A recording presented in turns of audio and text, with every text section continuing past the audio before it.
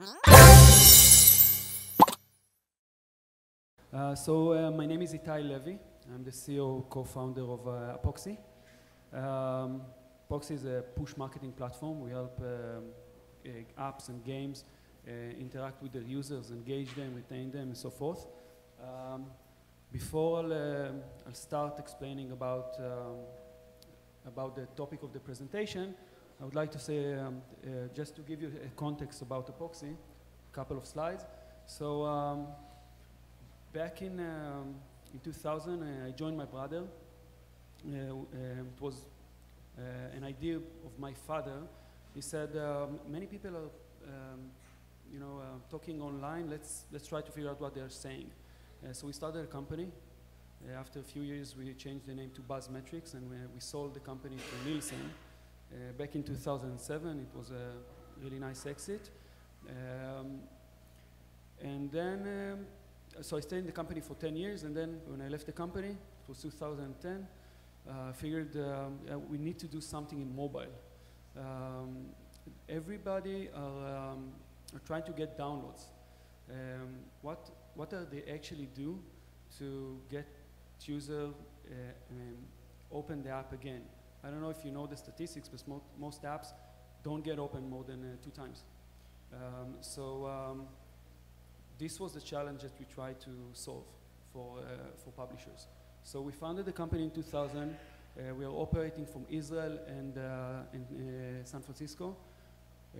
Over 350 million installations are supported by our company. Just last month, we sent over 600 million messages. So it's a big data company. You can see just that we're working with some of the industry leaders. Most of you know some of our clients. You can see Slotomania and other very, very big apps.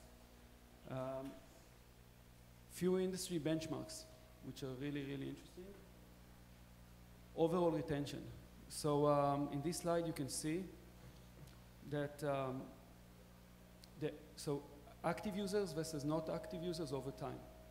So you can see that right off the bat, after 1 month, many of the applications in the industry are losing most of their users. 65% of the users after just 1 month.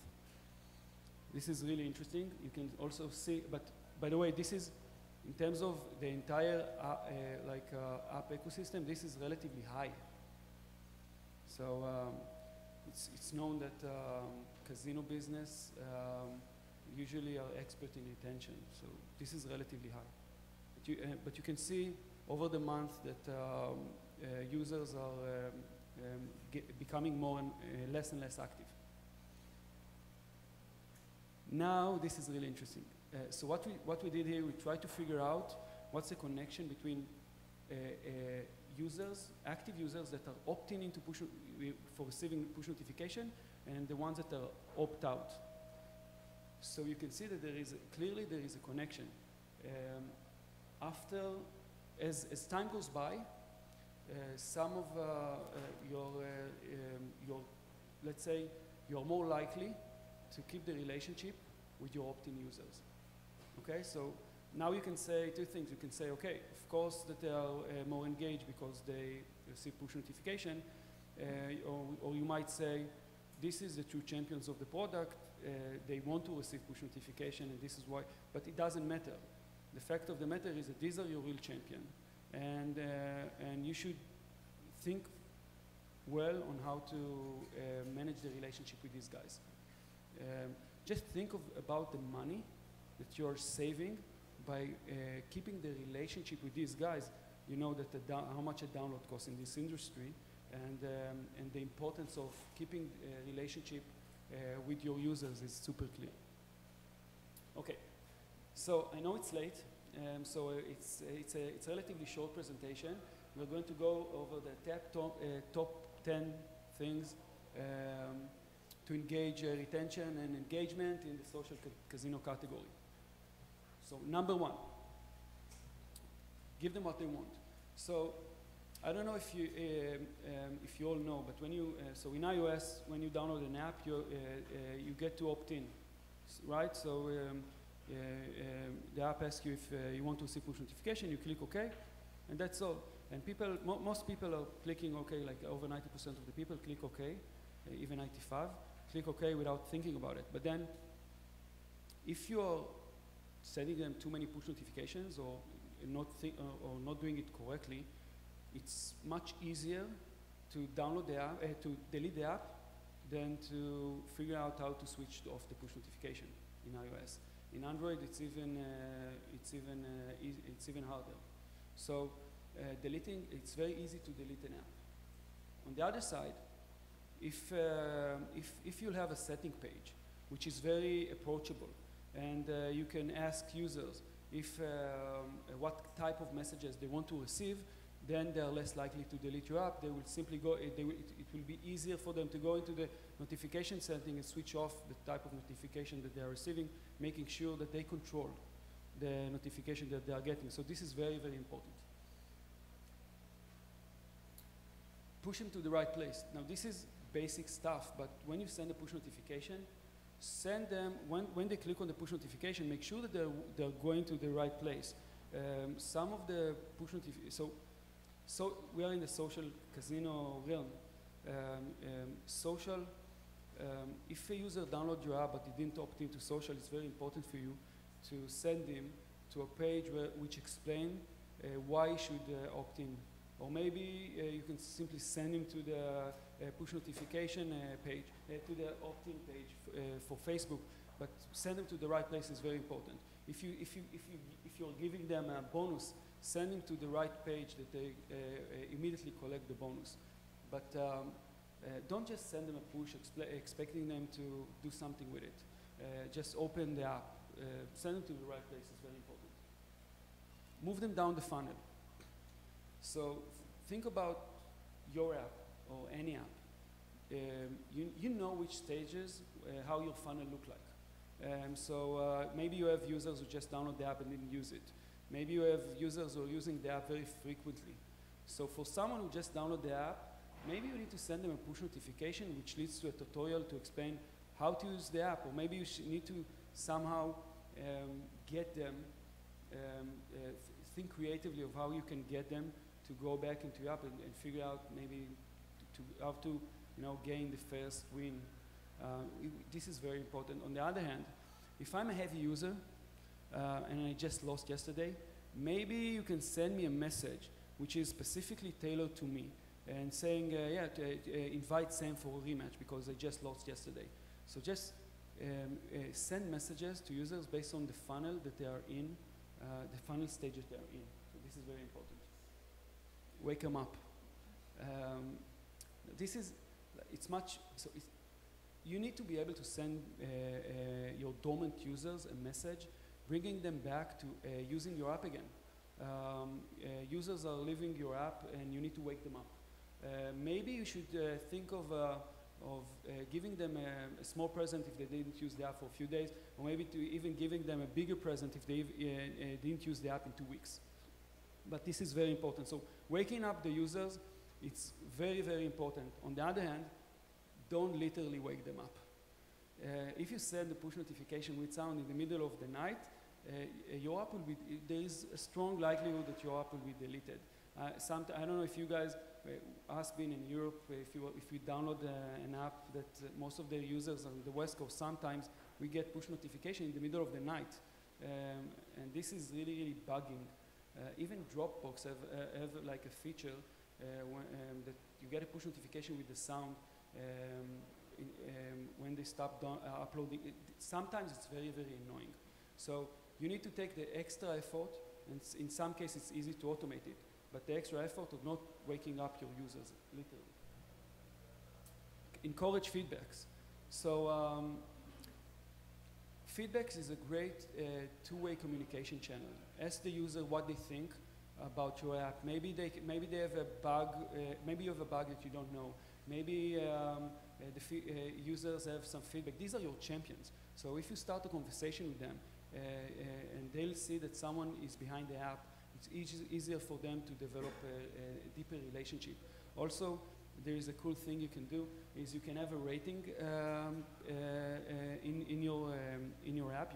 You can ask them to rate the app, and then if they give a high rating, you can ask them to rate the app in the store, which can also impact your App Store ranking.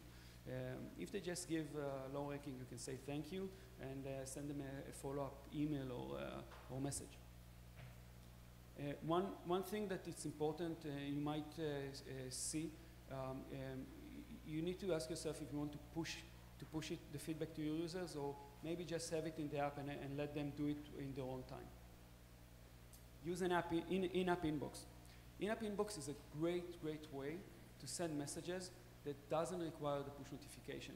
So no, for example, survey. You don't want to send a push notification to users asking them to fulfill a survey because they're not working for you, right?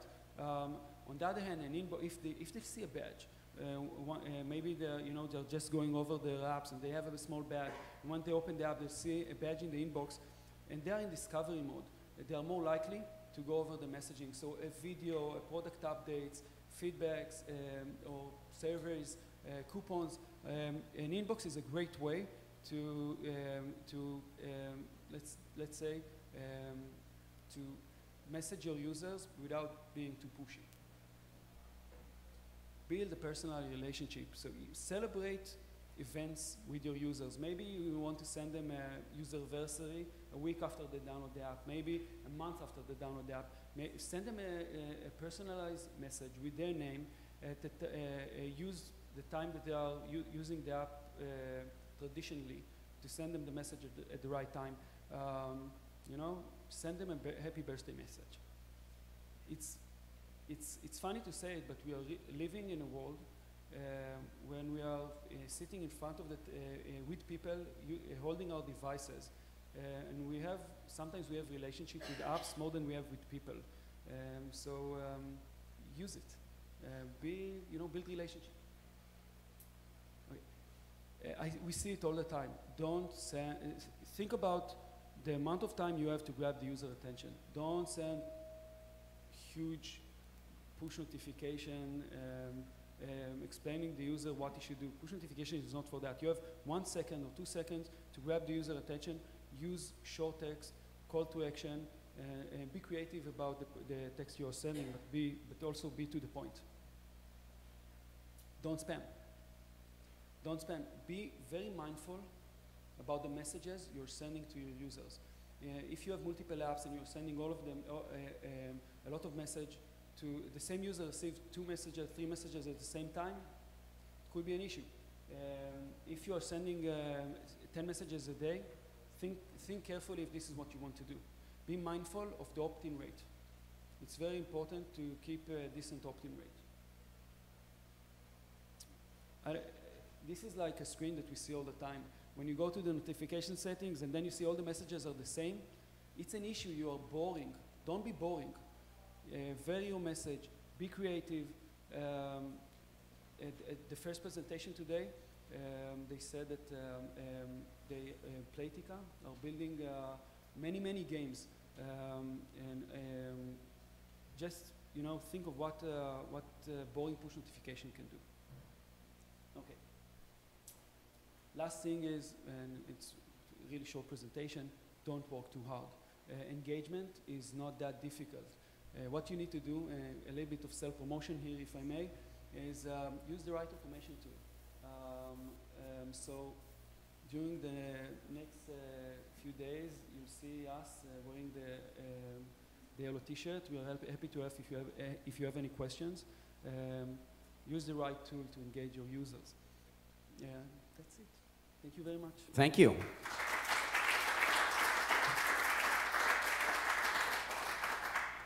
Do we have any questions? Everyone here is an expert on push notifications. What are you seeing from a, what is an appropriate open rate? What is that threshold where you're too low? What is that threshold where you're where you should be, call it middle of the market, and where is it when you're knocking it out of the park? Yeah, so I'll say it depends. So right now we are in social casino. it's really different from other categories. Some categories have a very high open rate. Some categories are very low. In this area, a good open rate can be 10%, 15%. These are big numbers. So if you have 1 million users, you get 15% of the people who get a push notification open your app. It can be very, very high. On the other hand, if you send a push notification while someone is at work, people might not see your push notification, right? If I'm in a meeting and I get 10 push notifications, I won't see it. So it really, you have all kinds of things you can do and data that you can use in order to improve the chances for people to opt in, for your users to opt in again and to open your push notifications. Any other questions? Name, company in question, please. Hi, Adir, Win. I have a question about costume sounds. Sure. I'll give an example. I downloaded a game on my iPhone a while ago, and it's using a costume sound to notify me. And the first few messages were really cool, and I was like, ooh, what's that sound? And I need to check it out now. And then, obviously, you know, when you're in the office, when you're meeting, when you're out there, suddenly someone hears a very weird sound coming from your phone. So the obvious thing to do is to shut down the voice, basically. So I'm wondering if you have any experience or any data that you can share about using the default sound versus costume sound for your notification. Actually, this is a great question. Also, if you're if I'm in a meeting and I have like a bingo sound, then everybody will know I'm playing, right? On the other hand, and this is a great story, we are also very strong in other categories, media categories, for example.